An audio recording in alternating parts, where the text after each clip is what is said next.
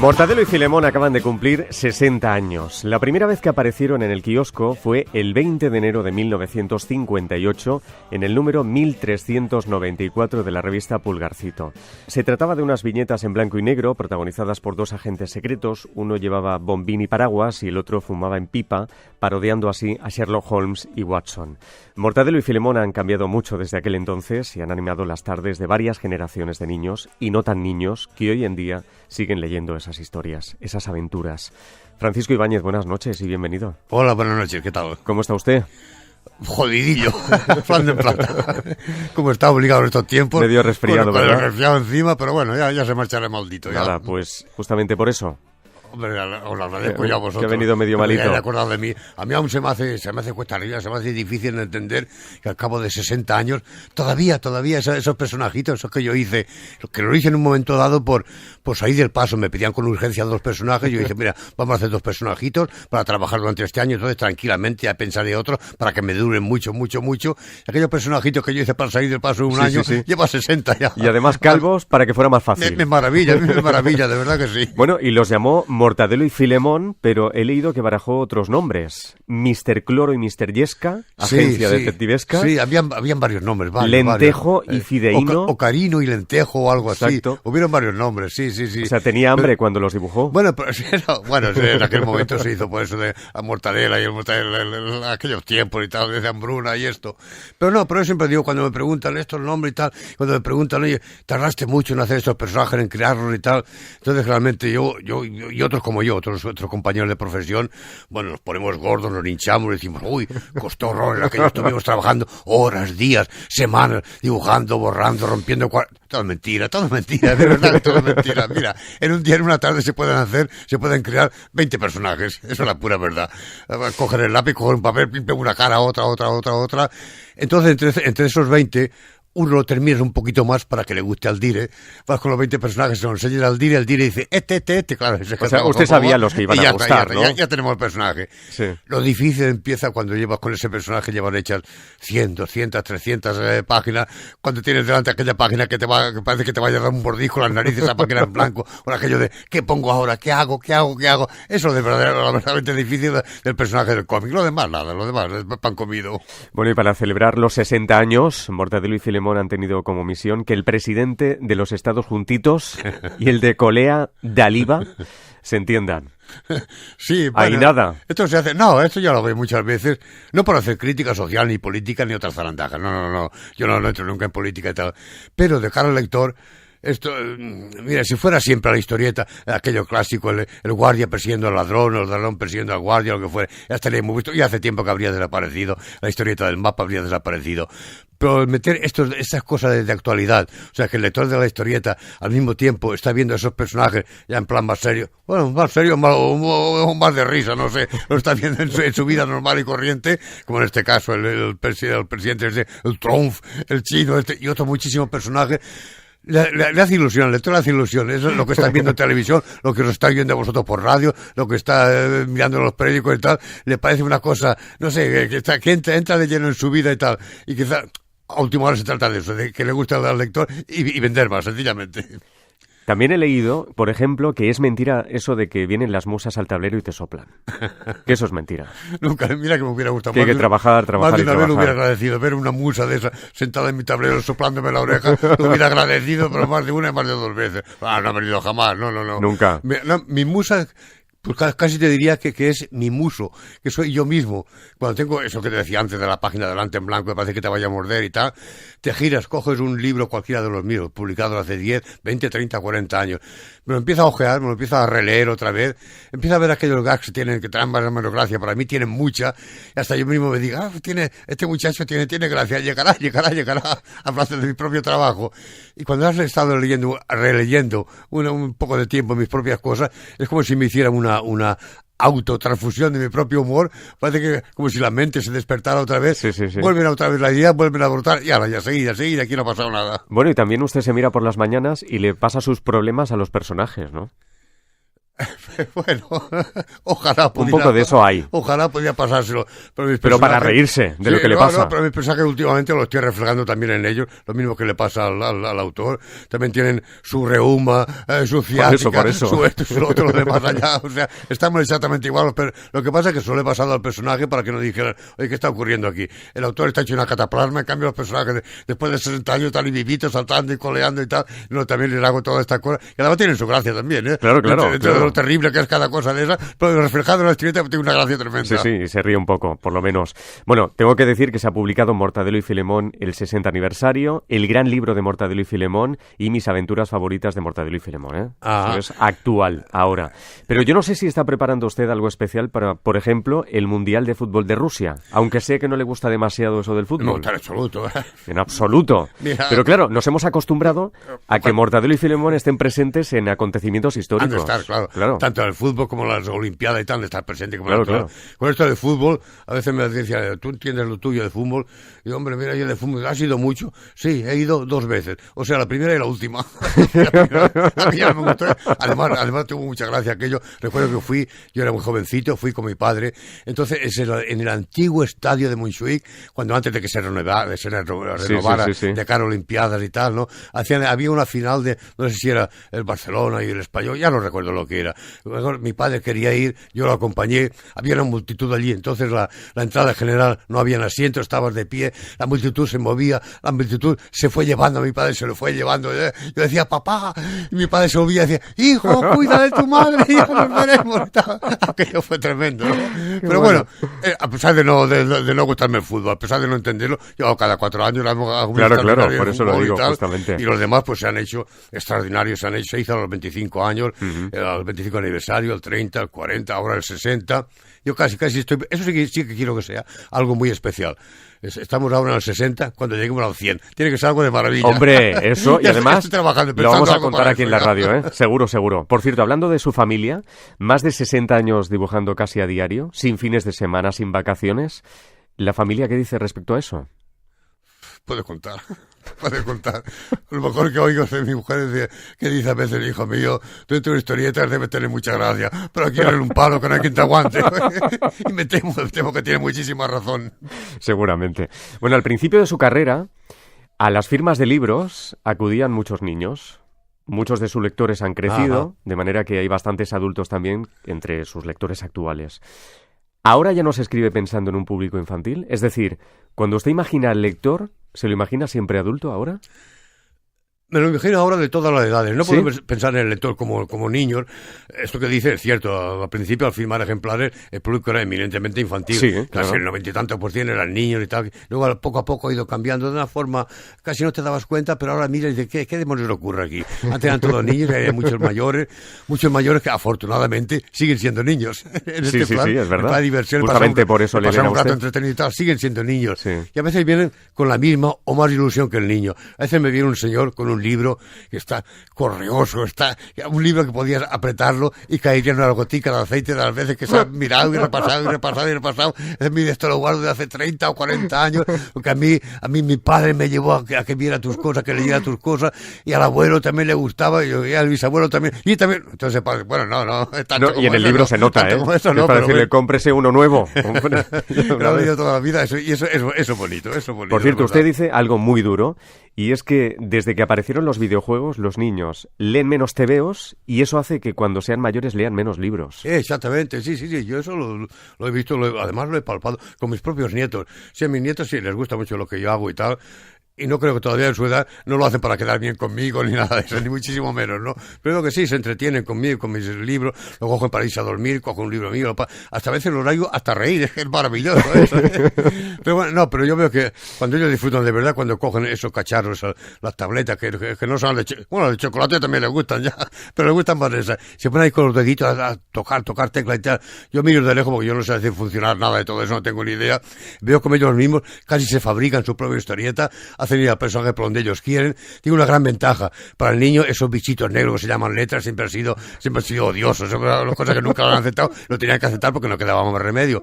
Pero ahora ellos, en vez de leer, lo oyen. O sea que encima no tienen que leer, encima hacen mover los personajes como les sale de las narices. Es una maravilla para ellos. Yo entiendo que poco a poco se vayan apartando del cómic, que bueno, a última hora esto sigue siendo un cómic, pero con otro soporte, sencillamente. Es verdad, cierto. ¿Ha dicho alguna vez que para reír solo tiene que coger un periódico y leer las páginas de política, verdad? Pero yo no sé si usted, que lee muchos periódicos, era asiduo, por ejemplo, lector de las viñetas de Forges, que nos ha dejado hace pocos días. Claro. Yo lo conocía, bueno, lo veía poco, claro, residía en Madrid y tal, y lo veíamos poco. Estuvo alguna vez por aquí, por Barcelona, y yo en Madrid también lo había visto alguna vez. Bueno, la obra de su forma de trabajar y tal, es una cosa digna de recordarse. Es una cosa un estilo, una forma de hacer que se apartaba de todo lo demás. Ya, partiendo ya simplemente de la forma de hacer los bocadillos, allá donde va la letra y tal, esos bocadillos, o esos marcos negros, que lampantes, que llamaban la atención y tal, hasta los propios personajes, los personajes de Forges, cualquiera, aunque no entendiera de cómic y tal, que los veía en cualquier sitio, una cara con un narigón y tal, que salía a veces en televisión, o lo vieron en una revista y tal, decía, Forges, este es Forges, efectivamente. Eso es maravilloso que le pase a un dibujante. Y su forma de hablar, su forma de inventarse, de crear, esta hacía como decía una vez Camilo José Cela en una entrevista que le hicieron, yo soy un inventor de palabras, pues esto es verdad, sí. O sencillamente un labriego que sembraba letras y le nacían palabras. Era magnífico, el sentido era magnífico, y era una persona maravillosa, tratable, simpático, de no poder, era magnífico. Se le va a echar mucho de menos a Forges. Ya, bueno, allí debe estar, imagino que debe estar con sus antiguos colegas desde hace 50 años, los tiempos de la Codorniz, aquella Codorniz donde estaba también Mingote, estaba Gila también, estaba Serafín, estaba no sé cuántos, eso deben estar pasando en grande todos ellos. Bueno, ahora cuando vamos a comprar un TVO, un cómic, novela gráfica o como quiera, como lo llamemos, vamos a la librería. Antes íbamos al kiosco. ¿Ha cambiado también la percepción que tiene el público de los dibujantes? Pues no sé si habrá cambiado, no sé. A mí me gustaba antes lo del kiosco, que para mí era una cosa más popular. ¿Verdad? Yo siempre he visto la historieta no como una obra, una cerebral, no, lo he visto como una cosa muy popular, simplemente para mí la finalidad de la historieta es que la gente, que el lector pase un rato bonito, agradable y tal, que se ría. No que se revuelque, no, simplemente que se ríe, lo que yo digo a veces, que se ría del ombligo para adentro, o sea, que pase un rato bueno y tal, un rato bonito. Para mí la final del kiosco era eso. Y al final de ese álbum vendido en el kiosco era como más popular, más al alcance de todo el mundo. Además, aquellos kioscos cuyos mostradores veían los álbumes de Capitán Trueno, Capitán Tormenta, Capitán Relámpago, todos los fenómenos atmosféricos, todos tenían su capitán y tal, y entre ellos ahí estaba Mortadelo. Ahora Mortadelo se ha quedado solo prácticamente. Bueno, queda un compañero se llama Sean, que hace otro héroe también, el Super López y tal. Sí. Los demás han desaparecido todos completamente. Qué triste pues, eso. Ahora en vez de estar Mortadelo con ese capitán tal, capitán cual, pues está con, qué sé yo, con el arrocito, que tampoco es mala compañía, pero también imagino que se lo pasa bien, ¿no? Pero, pues seguramente. Pero no es lo mismo, Seguramente. No es lo mismo. Yo no sé, bueno, seguramente muchas veces le han preguntado por la censura de la época en la que solo podían ustedes dibujar señoras muy gordas o con un cuerpo de escoba para que el censor no se quejara. Pero yo quiero preguntarle por la autocensura, por el humor políticamente correcto. Yo no sé si cada vez se puede hacer humor de menos cosas. Nos ofendemos enseguida. Por lo que está pasando últimamente, parece que sí. ¿Verdad? Parece que las cosas van por ahí, lo cual es francamente es triste. Ahí sí que los políticos ya no me hacen reír ni muchísimo menos, ¿no? ¿Verdad? No hace ninguna gracia eso. Años atrás, sí, sabías por dónde iban las cosas. ¿Sabes? Te ponías la hoja de papel delante, empezábamos a trabajar, y trabajabas con una hoja puesta en el papel, aquel en blanco, y otro ojo puesto en la oficina de censura. Sabías lo que iban a hacer, si iba a pasar o no iba a pasar. Si una cosa imaginabas que podía no pasar, ya no lo hacía porque había mucho trabajo y no podíamos permitirnos el lujo de que nos devolvieran una página tachada con el lápiz rojo, tenerlo que hacer de nuevo y tal, ¿no? Sabías por dónde iban los tiros de las cosas, ¿no? Aún así, a veces nos devolvían cosas, también cosas que era impensable, ¿no? Pero bueno, sabías por dónde iban las cosas. Ahora parece que anda la gente un poco despistadilla. O los despistadillos son los que no quieren ver esas cosas. No sé quién es el despistadillo, pero la cosa no va como debiera ir. Por cierto, he leído que Ofelia apareció porque no le dejaban dibujar chicas jóvenes. ¿Es así? Bueno, había un problema con esto. Fíjate, ese problema llegaba el momento de que, ya sabes que entonces, bueno, ahora también, bueno, ahora como casi no hay revistas semanales ya no se hace, pero entonces cuando las revistas semanales normalmente iba algún extraordinario dedicado al verano, dedicado a las playas y todas esas cosas, ¿no? En las playas los señores podían ir con su traje de baño normal y corriente y tal, las señoras tenían que ir con abrigo de pieles, o sea que una señora entraba en el agua como si estuviera, yo que sé, en Alaska y metida con su abrigo de piel de foca y tal, porque era imposible meter una señora que, además, si quería hacer una señora tal como era una señora, no como era, tal como son, claro, entonces salía inmediatamente el lápiz ese rojo, tremendo de censura, estos bultos de aquí delante fuera, estos bultos de aquí atrás fuera, te quedaba aquello, una especie de cerilla que decía, pues ya no vale la pena hacerla, sencillamente, fuera. Qué barbaridad. Por cierto, Francisco, en la vida a veces a uno le hacen elegir, por ejemplo, Beatles o Rolling Stones, ¿Coca-Cola o Pepsi? ¿Mortadelo y Filemón o Zipi y Zape?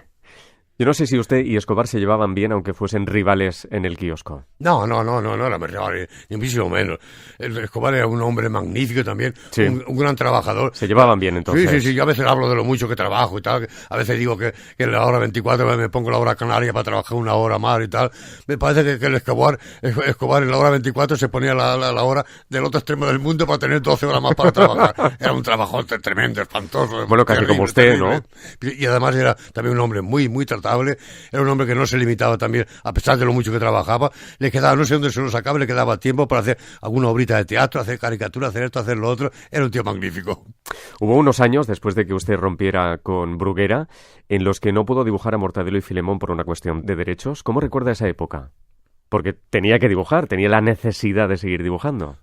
Bueno, fue una época que decías, bueno, las cosas están así, hay que aceptarlas. Y dice, pues vamos a hacer otra cosa, vamos a crear, mientras se solventa todo este asunto, vamos a crear, en aquellos años, yo creo unos personajes que hoy estarían todavía en pleno auge, estarían de plena actualidad. Se llamaban Chicha, Tato y Clodoveo, de profesión sin empleo. O sea, esto lo hice hace un montón de años y hoy todavía pues saldría estar muy puesto al día, ¿no? Sí. Por aquellos años, no era poca la cosa, de unos 2 o 3 años, al cabo de los cuales llegó un momento que después de mucho batallar, mucho señalar con el dedo a los nuevos editores, que son esto, que son lo otro, se llegó a lo que se tenía que haber llegado en principio, a darle un abrazo, un beso, y vamos a trabajar todos juntos, y hasta hace 4 días estuvimos con ellos trabajando perfectamente. De esos personajes, esos otros personajes que usted creó en ese tiempo, ¿echa alguno de menos? ¿Alguno que crea que era especialmente bueno? Yo lo echo a todos de menos. ¿Sí? A mí, claro, y entonces en aquellos tiempos, en los tiempos del gigante editorial, claro, como se hacían de un personaje a la mujer se hacían 2 páginas o 3 o 4 a la semana, del otro hacía 2 páginas más, del otro hacía 1. Era cosas distintas, personajes distintos, era más ameno, el trabajo mío era muchísimo más ameno. Luego empezaron a venir cartas de los lectores que les gustaba más el Mortadelo, más en la editorial decían, Ibáñez, más Mortadelo, más. Hubo un momento que yo hacía una cantidad de páginas de Mortadelo. Mira, la profesión nuestra es hacer 4, 5, 6 páginas semanales. Si se trabaja, mira, es lo normal y corriente. Hacer 10 ya es una heroicidad. Yo hacía 20. 20 páginas semanales, sí. Llegaba un momento que yo no conocía ni fines de semana, ni vacaciones, ni nada. Yo llegaba un momento que a lo mejor me sentaba a primera hora del lunes en el tablero de trabajo, me la montaba el miércoles para llevar corriendo las cosas a la editorial, y era tremendo todo aquello. Pero bueno, a cambio decía, pero gusta, a la gente le gusta, o sea que te das por satisfecho. Mira. ¿Cómo es su tablero de trabajo? A veces he visto... Bueno, si no quiere contarlo, no, sí. Pero yo recuerdo que alguna vez... A veces he visto algo parecido cuando he visto en el cine alguna película de la Santa Inquisición, aquellas tablas de tortura y tal, que había donde metían a los herejes y tal. Mi tablero, digo, para mí era algo parecido. Cuando me levanto por la mañana, paso para ir al lavabo y tal, me lo miro así de lejos, pasar por delante, y, joder, digo, ya me está esperando, ¿no? Ese horrible trasto ya me está esperando, pero hay que ir ahí, al final hay que ir ahí. Claro. O sea, ya, te acostumbras y no pasa nada. Con una lamparita, entiendo. Una lamparita, ¿no? Una lamparaza, sí, claro. Sí. Ahí sí que hay un elemento con el cual siempre hemos estado, siempre ni el más mínimo roce, bueno, roce sí bastante, ni más mínima pelea ni nada, mi taburete de trabajo, siempre, mis posaderas en taburete, siempre, bueno, encantados uno con el otro, siempre, por desgracia. Mortadelo y Filemón tienen un humor muy español, podemos decirlo así, picaresco, pero se publica en otros idiomas, en otros países, además funcionan muy bien. ¿Cómo es posible? ¿Cuál es el secreto? Hubo hace muchos años, Yo le decía al antiguo, al director del Gigante Editorial, le decía, oiga, igual que están comprando historietas de otros autores fuera de nuestro país para venderlos aquí, para publicarlos aquí, ¿por qué no lo hacen al contrario? ¿Por qué no cogen historietas nuestras y las venden fuera, que veamos algún durillo, que veamos algún dinerillo y tal? Y el dinero contestaba, no, Ibáñez, no, pero ¿qué dice usted, hombre? ¿Qué dice usted? La historieta suya y los otros autores fuera de España no se entenderían. El humor español es muy distinto de lo que se hace en Suecia, en Noruega, en Inglaterra, en Alemania, es distinto completamente. Bueno, si usted lo dice, al final se decidieron, hicieron la prueba, consiguieron colocarlo, sobre todo en Alemania, consiguieron colocar algún ejemplar de estos. Bueno, aquello fue un éxito sin precedentes.